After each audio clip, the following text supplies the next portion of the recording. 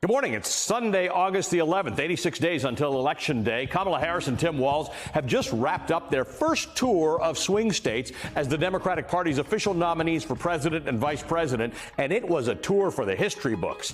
According to the campaign, more than 12,000 people packed into an arena in Las Vegas last night to hear from the Democratic nominee and her running mate, and that's just the number of people who were actually able to get into the rally. About 4,000 other people were turned away after local law enforcement closed off the venue early because people were getting sick while waiting in line outside in the 109-degree heat. Nevada was the fifth and final stop of Harris and Walz's first set of campaign rallies together. Since Harris announced that she's chosen Walz to be her running mate just 5 days ago, a total of more than 60,000 supporters have attended their rallies across 5 of the 6 most important swing states this election cycle. The pair have parted ways for the time being. Walz is back home in Minnesota. Harris will join Nancy Pelosi in San Francisco today for a major fundraiser that's poised to add another $12 million to her campaign coffers. The launch of the Harris-Walz ticket has been a tremendous success that's lifted many Democrats' spirits ahead of their national convention, which is in Chicago next week. Harris's large and enthusiastic rallies have really irked one person in particular, Donald Trump, who's desperate to stop her rapid rise in the presidential race. For the better part of the last month, he's been trying and failing to employ an effective strategy to blunt her momentum. If you've paid any attention to his social media posts or public remarks lately, you can see him testing out different tactics and attack lines and nicknames for Harris. Recently, Trump and his allies have latched onto a new approach, depicting Harris and Walz as too extreme to lead the country. They've called them, quote, dangerously liberal. Trump has even referred to the pair as Comrade Harris and Comrade Walz, insinuating that they have communist ties. On Truth Social yesterday, he wrote in all caps that Harris is, quote, a radical left lunatic. These attacks have ramped up over the past week after Walz joined the Democratic ticket. It's less of a direct criticism of Harris's record and more of an effort to tie her to the progressive policies that Walz has championed and recently signed into law in Minnesota. After Democrats captured control of the governorship and both chambers of the state legislature after the 2022 elections, lawmakers in Minnesota proceeded to enact an ambitious set of bills that sought to help families and workers and slow the effects of climate change. Some of the policies, the Democrats passed as part of that set of bills include providing free meals to students, free college at some of the state's public universities for students who come from families with an income of under $80,000, paid sick leave, paid family leave, and paid medical leave, a child tax credit, one of the largest in the country, a set of policies to shift the state away from fossil fuels, and he also took action to help Minnesota establish a public option in the future to allow all residents to buy into the state's health insurance program. Minnesota has also enacted some of the strongest protections for reproductive rights anywhere in the country. It's established automatic voter registration. It's subsidized the cost of electric vehicles. None of these things are radical. Many developed nations have already enacted many of these same policies because they are sensible. They ease the burdens that many families and working class people experience on a daily basis. America is the one that's out of step with most developed countries by not already having many of these policies in place. Some of these policies are popular across partisan lines. For instance, a poll commissioned by the independent Senator Bernie Sanders of Vermont and recently released by Data for Progress found that the majority of likely voters in 6 swing states, regardless of party affiliation, said that they support reestablishing the child tax credit. As Senator Sanders wrote in a recent op-ed for The Guardian, campaigning on an economic agenda that speaks to the needs of working families is a winning formula for Kamala Harris and for Democrats in November. Indeed, it is the formula that could give Harris the sort of victory that sweeps in a Democratic Senate and a House and allows her to govern in the best tradition of Franklin Roosevelt's New Deal and Joe Biden's Build Back Better program, end quote.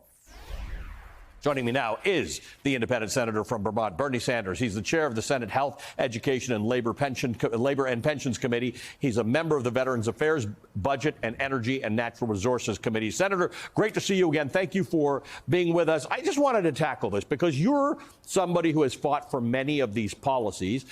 I don't think you particularly care that people call you leftist and radical and communist and whatever the case is. But I think it's time to just put it out there that that's just not true. In these, you may be, but that's not true of these policies, right? They are mainstream policies in a lot of countries.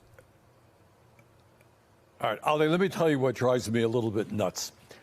We have campaigns where candidates go around attacking each other, and the corporate media gets into political gossip. You know, we don't talk about what's happening to working families. We don't talk about sensible solutions, which, as you indicate, already exist in countries all over the world. In many ways, we are the outlier. I am talking to you right now from Burlington, Vermont. 50 miles north of us is a country called Canada, not a radical communist country. Somehow in Canada, spending 1/2 as much per capita on health care as we do, they manage to provide quality care to every man, woman, and child in this country. And meanwhile, their life expectancy is better than ours is. Their health care outcomes are better than ours is. So the question of providing health care to all people, not a radical idea, something that most Americans support. We did a poll, as you indicate. And we know that in America today, you got a whole lot of senior citizens who are struggling. In fact, half the seniors in America are trying to get by on $30,000 or less. Overwhelming 70% plus support for expanding Medicare to cover dental, hearing, and vision, including a strong majority of Republicans. Expanding Social Security benefits by $2,400 by lifting the cap, which now exists, so that the wealthy pay more into the Social Security Trust Fund, supported by 70% of the American people. Demanding the wealthy stop paying and large corporations stop paying their fair share of taxes, supported by over 70% of the American people. Raising the minimum wage to a living wage, widely supported. So on all of these issues that Trump calls far left or communist, well, I don't know, maybe we're a far left country, I don't know. But these are common sense issues that working class families support. In fact, let me just make the argument that some of these things are conservative, because if you are going to pay half as much for health care and get better outcomes, right? I mean, that's pro-money, that's pro-business, that's pro-everybody, right? We pay less for more outcome. And that's what you're talking about here in almost all these cases. Hey, Ali, don't get me going on to health care, because we'll go on for a few hours. But the insanity of not having enough doctors, not having enough nurses, not having enough dentists, not having enough pharmacists in the richest country in the history of the world, and having a system designed to make huge profits for the insurance companies and the drug companies, you know, that to me is pretty crazy stuff. So if Trump wants to attack Kamala Harris and Tim Walz because they believe that health care is a human right, go for it, Donald Trump. Every time you open your mouth on that issue, you're going to lose more and more support in America. We have seen throughout this election, and basically through a lot of elections, that no matter what you think about democracy and all these other things, the economy tends to be a leading issue. There are two ways to approach this. You can talk about what the Biden-Harris administration has done on the economy, but a lot of that stuff, though interesting, is long-term, right? The semiconductors and infrastructure. This concept of here's what I'm going to do for you, sort of like Tim Walz has done in Minnesota. We're going to do these things nationally. Do you think there's a way to make that a winning formula in the swing states that you've been talking about? Absolutely. I think two things. I think what Harris Walz have got to do is talk with pride about what, President Biden has accomplished and the vice president have accomplished. They're real important accomplishments. But second of all, I think we got to go back to 1936 and Franklin Delano Roosevelt and acknowledge the reality. Be honest about it, that in America today, we have more income and wealth inequality than we have ever had in the history of this country. You got 3 people on top owning more wealth than the bottom half of American society. Acknowledge the fact that we are the only major country not to have health care for all. Acknowledge the reality that we have a tax system skewed to benefit the very, very rich. Acknowledge the reality that we have in Washington, I'm almost ashamed to admit this, a $7.25 an hour federal minimum wage when we need a living wage. Acknowledge those realities and say, hey, when we get into office and give us a Democratic Senate, Give us a Democratic House. We are going to take on powerful corporate interests and pass legislation which benefits working families. I just pulled out my calculator here, $7.25. Let's assume you're lucky enough to just work 40 hours a week. That's $290 a week. Let's multiply that for 52 weeks. $15,080 is what $7.25 as a minimum wage gets you. I invite anybody to try and live off of that. Right. And let me just say this. I know the Republican Party is trying to change their views. They're now the party of the working class. That is total nonsense.